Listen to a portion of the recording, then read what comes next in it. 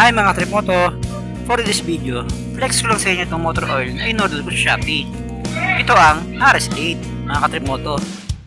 Sa quality na langis para sa ating mga scooter.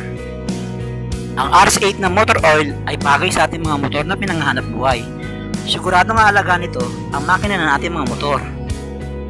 At para sa atin sa Sugarburman Street 125, ang RS8 R9 10W40 ang ating gagamitin mga Tripmoto. So ito na, sasalin ko na mga Tripmoto.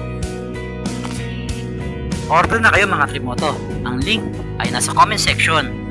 Kaya order na.